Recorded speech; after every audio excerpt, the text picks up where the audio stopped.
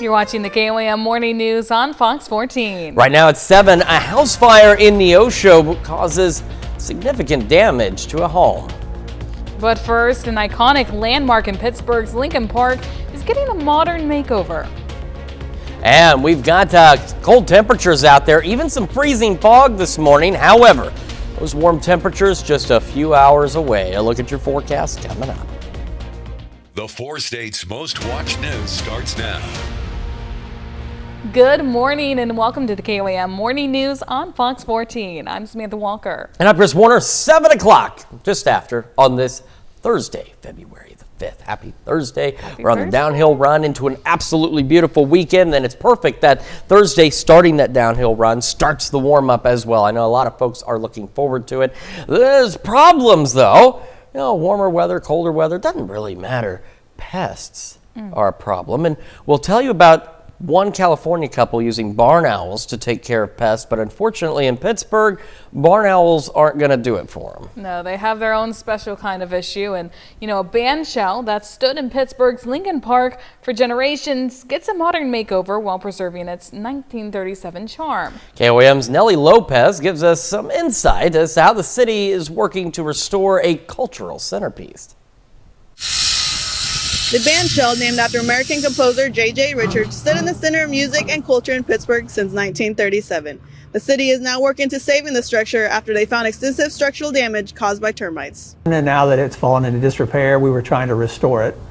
And once we started the restoration process, we realized that internally, when we exposed some of the walls, the termites have had their way with the wood that supports the actual dome itself. The city received an approved ARPA funding of $250,000 to fix and restore minor repairs and updates, but is now going towards the demolition. The ARPA money that we use to do the restoration will actually finish the restoration on the brick buildings, which are on the sides, but it'll also, instead of doing some other things we wanted to do with electricity, we're going to go ahead and use the money to tear down the dome that is in fact falling down. As for the future of the dome, the city is working towards ensuring the place remains a safe gathering place for years to come. So we've already got discussions with some donors about replacing the dome. They're pretty adamant that they want it to be, there's a lot of options now. It's 2026. It was built in 1937. So I think historically they want to preserve it the way it looked. With kind of the cascading concrete back. So when you do that, you'll have the option of still doing laminated wood, but I think they're all leaning towards structural steel, so we won't have a termite problem in another 80 years.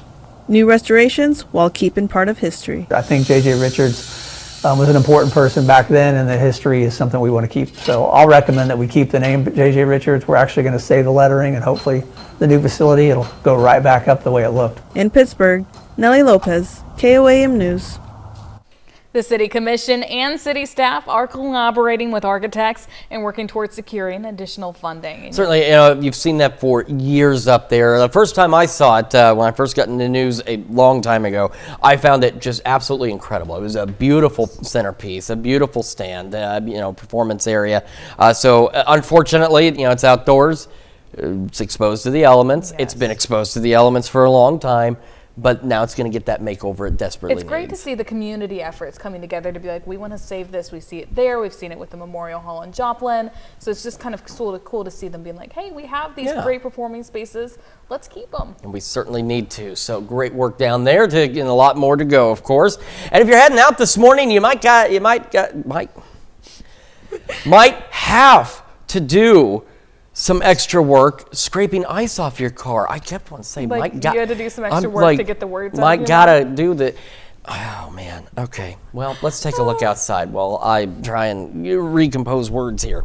Okay. So if you look, there's a little bit of haze out there. We're mostly cloudy. What we've got is some patchy fog, and in most cases, it's not significant. So like this morning on my vehicle, I got in, saw the stuff on the windshield, hit the wipers, and I heard that sound. It's an authentic sound. So I knew it wasn't liquid, that it was frozen. Thankfully, it was a very thin layer of frozen fog, came right off, but there's some locations where that fog's a little denser, which we'll show you. It could be a bigger problem.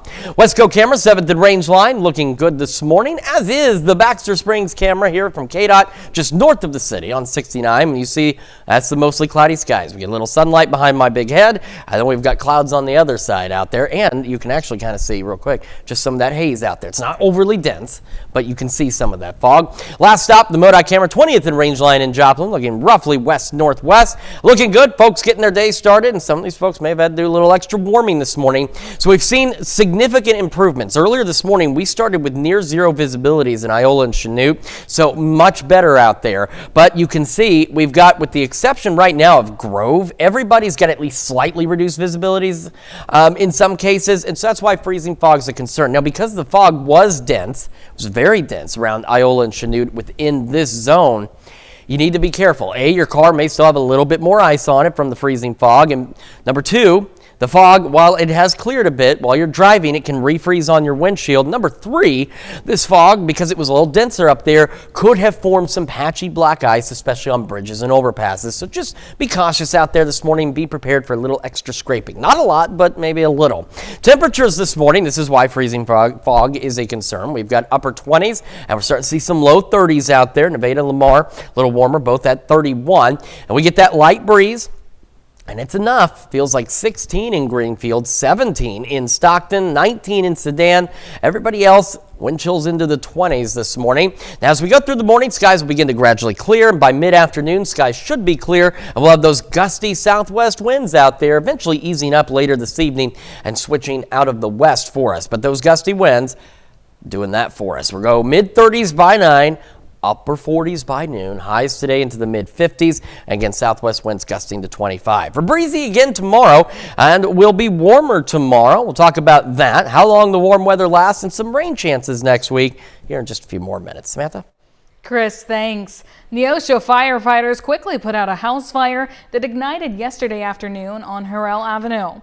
Crews arrived to flames showing from the front of the home and had the fire out in short order. The blaze caused significant heavy damage to the residents, and firefighters continued working to get all the ember inside the wall. No residents were injured, and the status of the family is still unknown.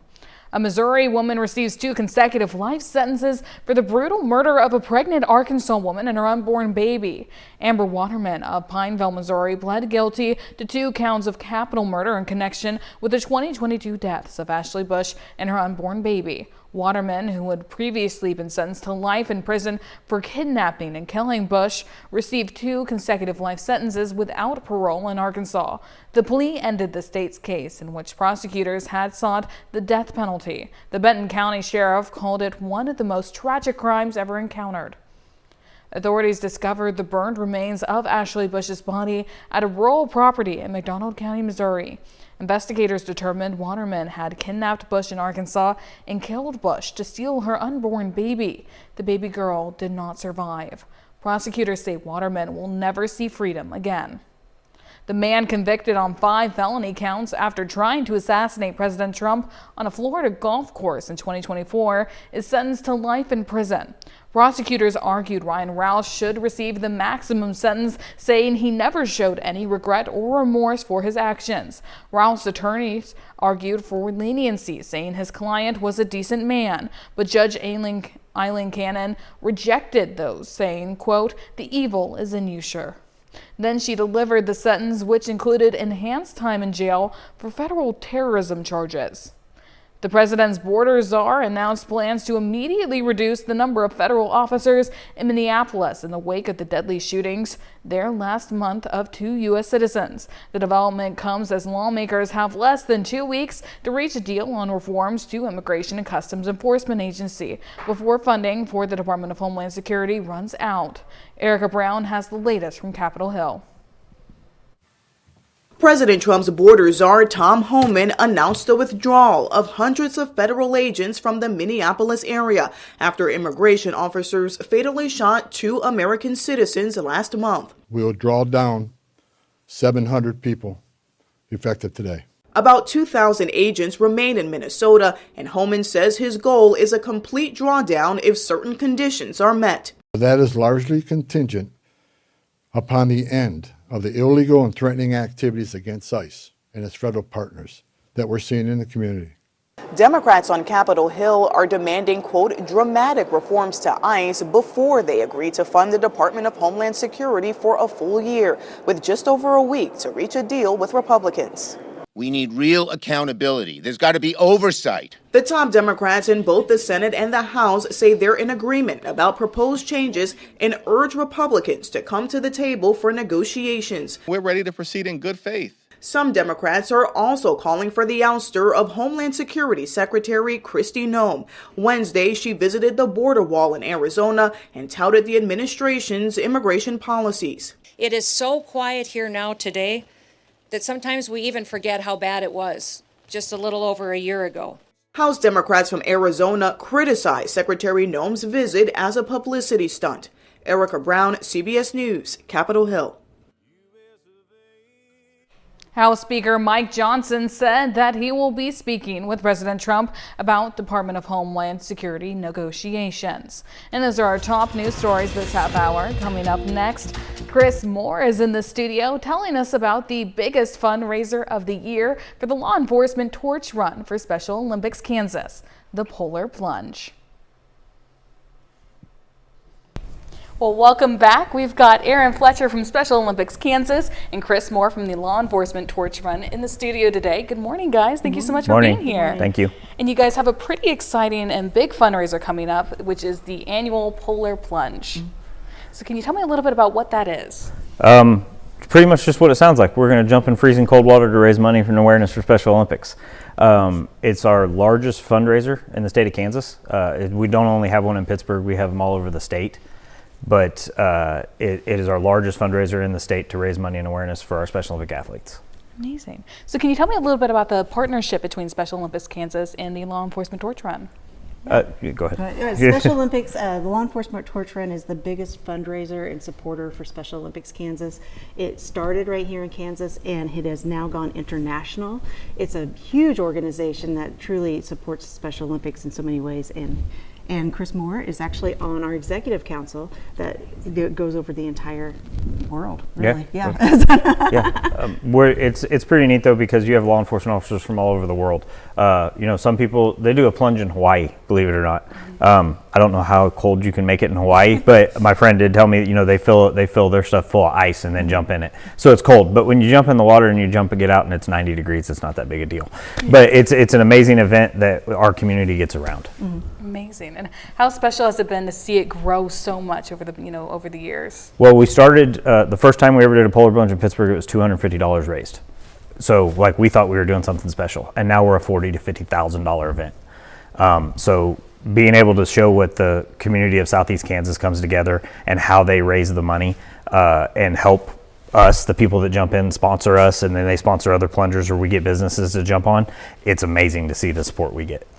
And how far does this fundraising go to help support the athletes here in Special Olympics Kansas? Sure. Actually, this fundraiser is our biggest fundraiser for the entire year, and it goes to pay for everything from medals and meals and facilities and different things that our athletes need, including uniforms and other things like that.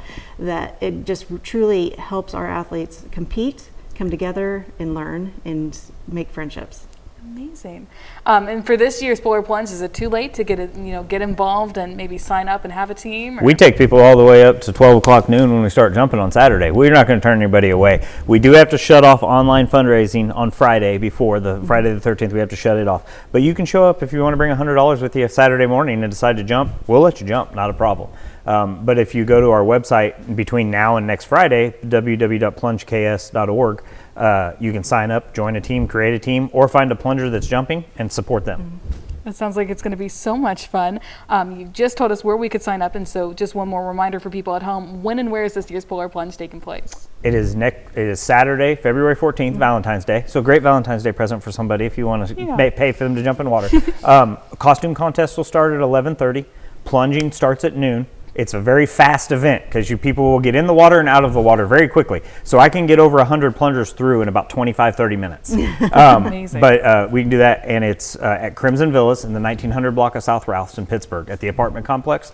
They actually are one of our major sponsors, and they open their pool for us to be able to do this. How special. And do you guys have a fundraising goal you're hoping for this year? Anything over $40,000 is happy for me. Well, it sounds like it's going to be so much fun. We're going to have the information on how you can sign up and learn more on our website as well after this interview, KOAMnewsnow.com. Thank you guys so much for joining us this morning. Thank you so much for having us. Thank you. We'll be right back. Here's your Skywatch weather forecast from the trusted Roper Kia Weather Center. Welcome back to the KOAM Morning News 719. Now, on this Thursday morning, we're starting again with the fog tracker, where with the exception of Grove, everybody else has at least some kind of patchy fog out there. Now, it has improved, but we had very dense fog, Iola and Chanute this morning, as that could lead to some patchy black ice, especially bridges and overpasses. It also could mean that your windshield has a little more ice on it, so do keep that in mind. Really, anywhere we've got the fog, because we're cold enough, could be frozen. Most cases, just a thin layer of ice on your windshield, but you still want to be prepared for that and watch out for potential slick spots out there as we get the day started. Now, the nice thing is this is the last of at least ice concerns we're going to have for a few days, because it's going to start to warm up, and as we talked about, that starts today. Skies will begin to clear through the morning, and I think by mid-afternoon, say about 2 o'clock or so, we should start going to clear skies. We'll have gusty southwest winds, eventually easing up and transitioning out of the west by late evening and into the overnight hours. We remain clear throughout the day on Friday. Winds will turn around through the morning, and by about 10, 11 o'clock, they're going to start gusting out of the north up to 25. But we could get a few clouds here and there, but the gusty north winds and all that do not reduce our temperatures. In fact, we are still expected to be warmer tomorrow than where we're going to be today. So even though it'll be breezy and it'll be a north breeze, we'll still be doing fine temperature-wise. Skies clear out again as we go Friday night into Saturday, but Saturday, we'll get a few more clouds, and they're going to thicken up at just the right time that it stops us from warming as much as we were hoping to. But I do want to emphasize, even though, Saturday will be cooler than Friday, it's still expected in most cases to be a couple of degrees warmer than what we're going to get today. So it's not a significant cool down from the clouds, but nonetheless, it'll be a couple of degrees cooler out there. So through the morning hours, here's what we've got. A lot of us into the upper 20s, starting to see some low 30s out there to get the day started. But look at these temperatures into the late morning hours, mid 40s out there. We're heading for highs into the mid 50s across the region. Again, skies clearing. Some of you may clear out a little faster than others, and southwest winds gusting upwards of about 25 miles an hour. Into the evening we go. Clear skies continue. Remember, yesterday, sorry, I'm in the way. Here we go. Yesterday at 10 o'clock, we were in the low 30s. We're going to be in the low 40s tonight. In fact, low 30s aren't even on the horizon right now as we fall back into the upper 30s and some low 40s down south. West winds 5 to 10 miles an hour. Breezy again tomorrow. Like I said, north winds start gusting to 25. We're still in the low 60s. This is what I mean. Only a little cooler, but still warmer than today for Saturday. Upper 50s. Clouds increase late in the day Sunday, so because we'll spend most of the day with pretty clear skies, we'll warm nicely into the mid-60s. Now, our above-average temperatures are expected to continue through at least Wednesday, but we have rain chances Monday through Thursday. And although the rain chances aren't fantastic, the cloud chances are, it's going to be just enough to start bringing our temperatures down a little closer to normal toward the end of next week, back into the mid and upper 40s. That is a check of your forecast. We are back with more right after this. Topping Health Watch, the most recent COVID vaccine was effective at preventing hospitalizations and death. That's according to new research published in JAMA that showed the 2024 to 2025 COVID shot prevented 40% of hospitalizations and 79% of COVID deaths or mechanical ventilations. Researchers say COVID-19 remains a public health threat, killing as many as 63,000 people last year. Only about 23% of people received last year's COVID shot. A hospital in Pennsylvania has a new way to reduce hospital noise, as monitors and alarms can be stressful for patients, especially premature babies. They're using a new high-tech cap. Stephanie Stahl has the story. This is Reese. He's one of Carly Miller's triplets born prematurely in December at Penn Medicine. They were all born in the same minute. One of the babies is at CHOP with a heart problem. The other two at Penn are testing a new high-tech beanie invented by recent Penn graduates from the School of Engineering. When we went into the NICU, it was just, we were bombarded by a lot of noise, and just the environment was very overstimulating in general. They developed this high-tech beanie that mimics sounds in the womb and filters out high-frequency noise. That's a constant in hospitals, which research has shown can be harmful. Our device is called the Sonora Beanie. The Latin roots for sound care are sonar and cura. This is where the microphone and filtration system lies. The beanie can also deliver audio messages recorded by parents. I was like, oh my gosh, that's so nice, because I can't be with them all the time, as much as I would love to be. The beanies are worn for 45 minutes 3 times a day. We know that both Reduced noise exposure and access to mother's voice can decrease stress levels. We're looking at heart rate, respiratory rates, and in the future we're looking to measure growth endpoints. Carly was happy to test the beanies on her babies. From the moment they put it on, they just get this like little peaceful look on their face, and it's just so sweet. You can tell it's making them better? Absolutely. The research that's aiming for FDA approval will cover 30 preemies at Penn, then move to Stanford. We've seen how powerful it can be in just our first 10 families, and we really look forward to helping those hundreds of thousands of infants born early every year. A new way to eliminate stressful hospital noise. Stephanie Stahl, CBS News, Philadelphia. That's a look at some of today's top health stories. We'll be right back. The 4 states' most watched news starts now. Welcome back to the KOAM Morning News on Fox 14. It's currently 7:30. I'm Samantha Walker. Well, angry Wyandotte County, Kansas residents are fighting the Kansas City Chiefs' plan to use taxpayer money for a new stadium. The proposal would allocate a future sales tax revenue for the project, but residents say they can't afford to pay more. At a heated public meeting, several people spoke out against the funding plan, saying sales taxes hit seniors and working families the hardest. Residents demand the county put local needs first. Let's put Wyandotte County first and collect every penny of that increased sales tax collection. You are taking food from the mouths of our children and giving it to Clark Hunt. We have no more to give. We are at the end of our rope. What are we're giving, like Mayor Donna always said, we're giving away the farm for nothing. And we wonder why we're struggling with no money. This is not a deal, it's an insult. Commissioners are set to vote on the bond plan this week. Now here's Chris Warner with a quick look at your forecast. Again, we've got some freezing fog concerns out there. Not significant, but nonetheless something that you want to be cautious about. We'll get to that in one moment. First, quick tour around the area. Downtown Pittsburgh, we've got some clouds. You can see some sky. You can see a little bit of sunshine out there. Same from Westco camera, 7th and Range Line in Joplin. We've got the clouds, some clearing. So this is what, again, of course, is mostly cloudy skies. Same also, Baxter Springs, just north of there on 69. A little bit of daylight, a little bit of cloud cover. And our final stop, the MoDOT camera, 20th and Range Line in Joplin.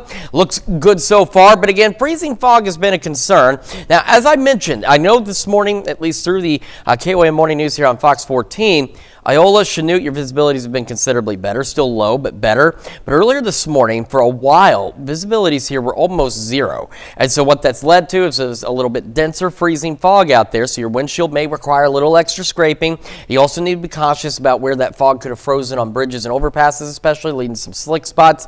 And of course, driving through the freezing fog, where it's still a little denser, Iola, Parsons, for example, could refreeze on your windshield as you're driving, so you got to be cautious. We do have patchy fog around the region except for Grove, which is interesting because Grove, again, is usually one of the regular offenders with dense fog out there by Grand Lake. But the rest of us, though, still a thin glaze of ice possible on your windshield, so do keep that in mind as you head out. And here's why. Our temperatures are still pretty darn cold this morning. Mid-upper 20s. Again, starting to see some low 30s out there. Carthage, currently the warm spot at 31, but then you factor in even that light breeze. Feels like 17 Greenfield, 18 in Stockton, 19 Neodesha and Independence. Most of us, though, wind chills still into the 20s, but again, a cold start. Now, the good news is clouds begin to clear out as we go through the morning. And by about, say, 2 o'clock this afternoon, we should start transitioning to clear skies, while gusty southwest winds eventually becoming westerly and easing up a bit as we head into the overnight hours. We'll go mid-30s by 9, upper 40s by noon, and look at that, mid-50s for the highs today. A nice warm up. Southwest winds gusting to 25. Now, we're going to be breezy again tomorrow, but we'll be warmer tomorrow. We'll talk about that, plus some rain chances next week here in just a few more minutes. Samantha? Thanks, Chris. A petition is currently floating around Sarcoxie to incorporate the Sarcoxie Rural Fire Protection District into the city. After the city's volunteer department shut down, the rural district has seen an uptick of about 200 calls per year. If the issue makes its way to a ballot and passes, more funding could be on the way for the district. I don't want my house to burn down and nobody's coming, or have to wait for a further away fire department to come. So I think by signing this petition and helping it get on the ballot and hopefully it passing will just guarantee for the future that there will always be a fire department here to take care of the citizens of Sarcoxie.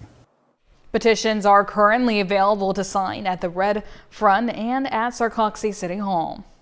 Well, a surgeon reached a major medical milestone yesterday in Mercy Joplin.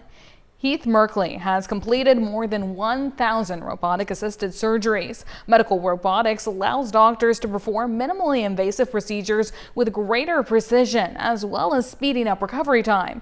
Doctors emphasize the robot does not operate on its own. Surgeons remain fully in control, using it as an advanced surgical instrument.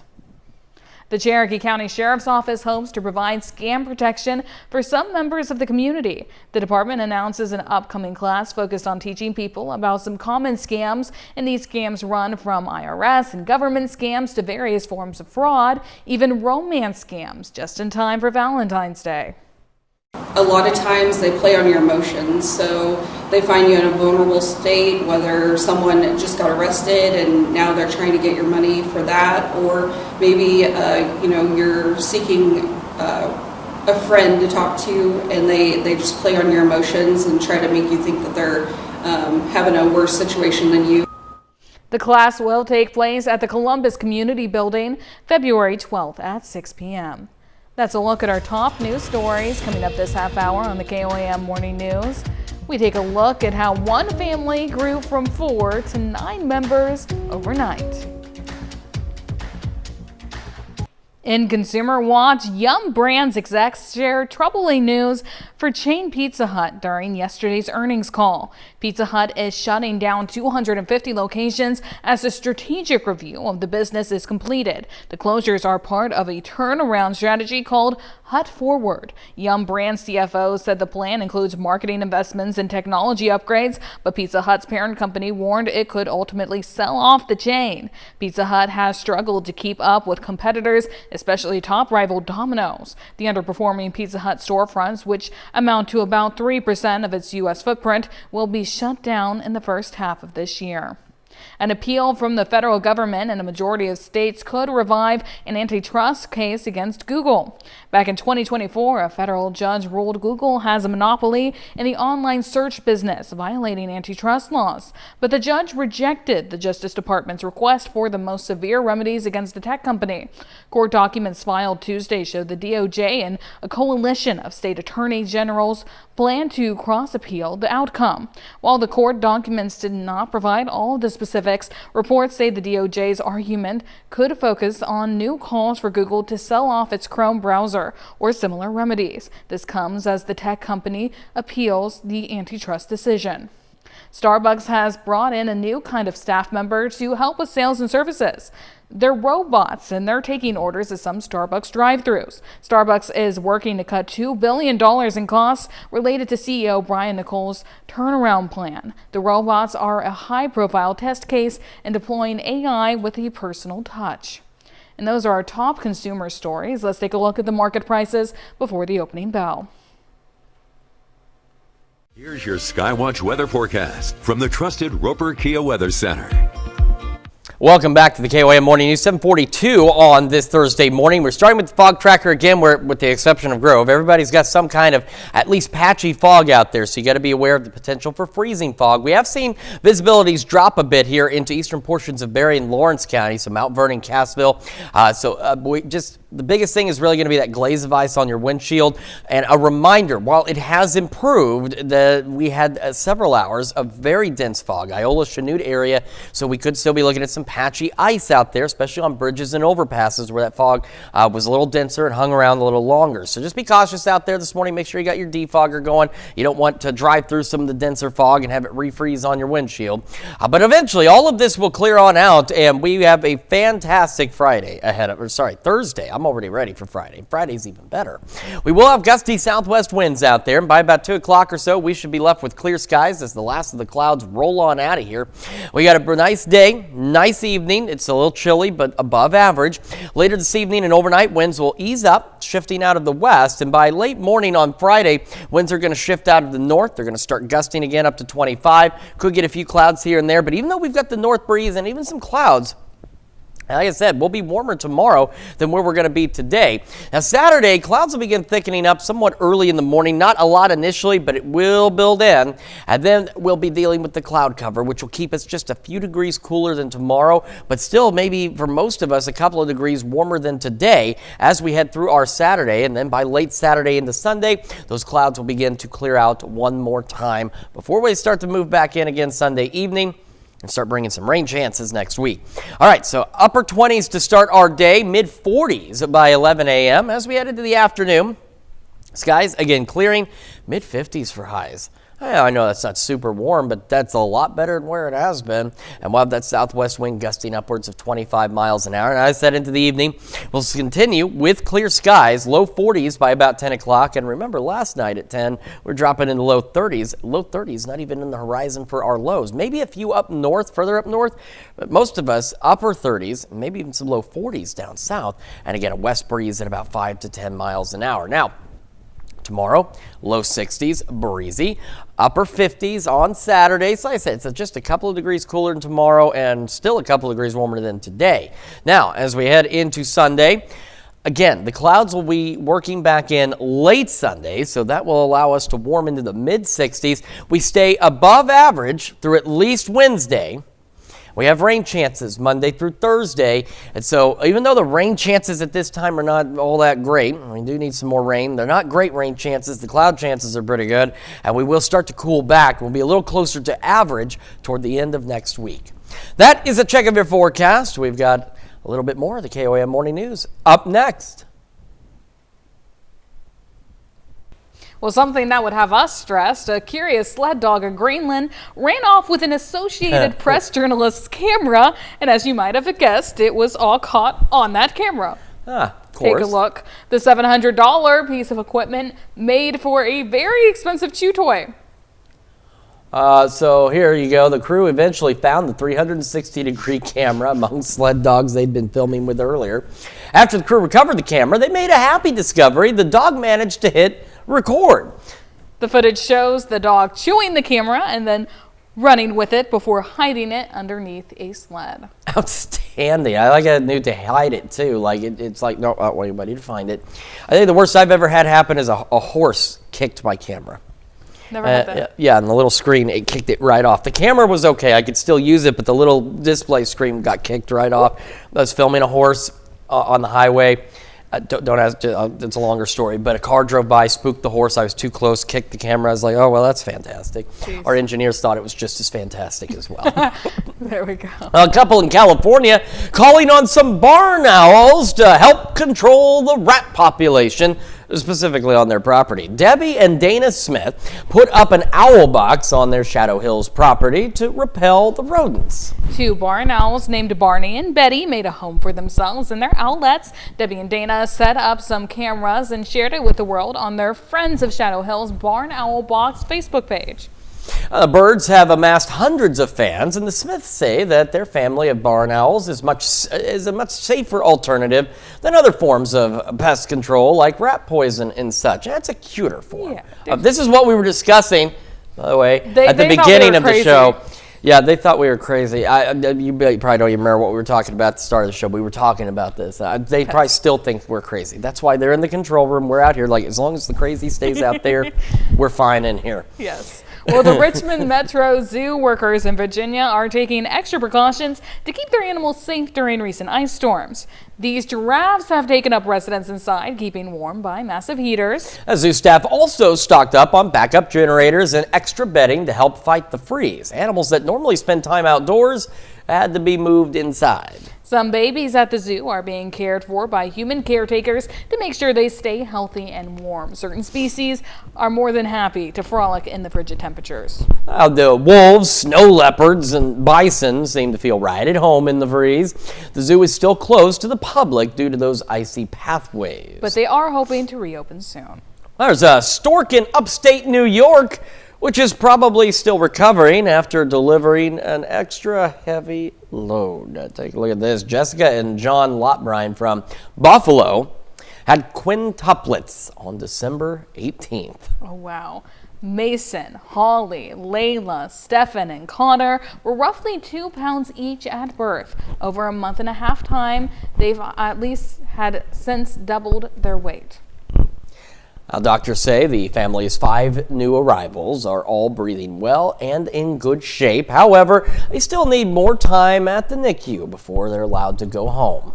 That's when they'll join their older sisters, Hannah and Brooke, officially increasing the number of occupants from 4 to 9. Boy, that is a big challenge. That's. Oh my goodness. I can't imagine it, because you can't plan these things in most cases. It sometimes just happens, and you already have 2 kids. You're like, we've got the house is big enough. Let's go for 1 more, and then here comes 5 more, and you're like, well, okay, that went a little over what we were planning here. Yes. Well, hopefully, they continue to grow happy and healthy. Certainly so. And it's going to be, it'll be a lot of fun. And those 2 sisters, when all their new siblings come home, be like, whoa, hold up. This is not part of the deal. This is not what we agreed to here. It's a lot of sharing, but a lot of playmates for the rest of their lives. Best friends for the rest of their lives, too. Well, we are going to have another look at your forecast, plus your wake-up recap when we come back. This is your wake-up recap for February 5th, your top stories to start your day. Neosho firefighters quickly put out a house fire that ignited yesterday afternoon on Harrell Avenue. Crews arrived to flames showing from the front of the home and had their fire out in short order. The blaze caused heavy damage to the residents, and firefighters continued working to get all the embers inside the wall. No residents were injured, and the status of the family is still unknown. A Missouri woman receives 2 consecutive life sentences for the brutal murder of a pregnant Arkansas woman and her unborn baby. Amber Waterman of Pineville, Missouri, pled guilty to 2 counts of capital murder in connection with the 2022 deaths of Ashley Bush and her unborn baby. Waterman, who had previously been sentenced to life in prison for kidnapping and killing Bush, received 2 consecutive life sentences without parole in Arkansas. The plea ended the state's case in which prosecutors had sought the death penalty. The Benton County Sheriff called it one of the most tragic crimes ever encountered. That's a check of today's Wake Up Recap. And our temperatures on the rebound today will go into the mid-50s. Skies clearing out. Southwest winds gusting to 25. Those winds ease up later this evening, down to low 40s by 10, upper 30s overnight with clear skies, and that west breeze 5 to 10. By late morning tomorrow, north winds gusting to 25, but we will warm up anyway into the low 60s. Pinch cooler Saturday, mid-60s Sunday. Clouds increase late on Sunday. And we've got rain chances Monday through Thursday. We got clouds out there too, so temperatures staying above average through Wednesday, and then dropping a little closer to normal as we head into the end of next week. Well, thank you, Chris, for that awesome weather forecast. You always do a great job, and so today we want to make sure to celebrate a special day. Oh, no way! And today, if you guys don't know at home, it is National Weather Person's Day, and so I made sure to bring cupcakes. And so I wanted to make sure these were very crisp cupcakes. And so half of these are weather cupcakes, so they have little tornadoes and lightning bolts and clouds. And then the rest, I bought a bunch of Star Trek stickers, because if you don't know Chris Warner, he's the I'm sure these people do now, world's but biggest Star Trek fan. And so I cow. taped them to toothpicks, so that way afterwards you can have the stickers. I do like stickers. I do like Star Trek, and I do find. Well, thank you. And these are all excellent. These are excellent stickers. Here, hold on. I don't want to drop these. And there's more stickers. It was a 50-pack, so I couldn't use all of them. Get a little closer there. See, there we are. See, look at that. Isn't that fun? By the way, this morning, I just saw on a Facebook post that today was National Weather Person's Day. I don't like celebrations. I've turned to my dad. Like, Father's Day, I'm like, I appreciate it. My birthday, I appreciate it. But I don't go, like, looking for, celebrations. I'm getting too old for that stuff. My hip hurts and my back hurts. You need other people to help celebrate. Well, I've already been a little squirrely this morning, so all this sugar is certainly going to help. But, of course, everybody else, everybody gets cupcakes. Yes. It's just I get the content on the cupcakes. And then there's another dozen in the other room for Donald and Austin, because I was like, these are the crisp cupcakes. Yes, because they may not like them as much. If you want to take some home to your kids and wife, then holy cow! Cupcakes, okay, well, thank you, yeah, and thank everybody. And National Weather Person's Day. It's an interesting thing. It's not something I ever saw me doing. So not the day, but I mean doing the weather. So it's a lot of great fun to do it every day and hang out with y'all. And I don't always get it right. I'm not perfect, but I do try. Weather's not always an exact science. So thanks for tuning into us every morning. Well, I don't know what to do. Well, we just wanted to make sure that you were celebrated today. Well, Even I if you appreciate didn't it. want to be celebrated, we were going to make sure it happened. And luckily it's happening at a time when you're bringing us like actually I know, nice this is- weather. yeah, this is Like, good it's going to be timing. a most It's beautiful good weekend timing. ever. It's going to be 60. It's okay. It's okay. They're well established on here. I swear I saw it move a lot further. That's why I don't need more sugar, but I'm going to have more sugar. And you have to be very protective. I mean, these are very cool Star Trek cupcakes. Yes, they are. I mean, yeah, I even got the colors to coordinate to like the Yeah. stickers as much as possible. That is insane. I'm very excited. I'm a little overly proud of these cupcakes. Yeah, they are very nice. Thank you so much. And thank you all for joining us. Thank you all for tuning to us every morning. Like I said, we try and get it right for you.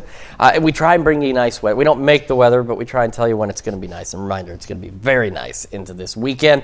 We will be back with more news and weather, and I'll probably be much more hyper today at noon. Have a great rest of your morning.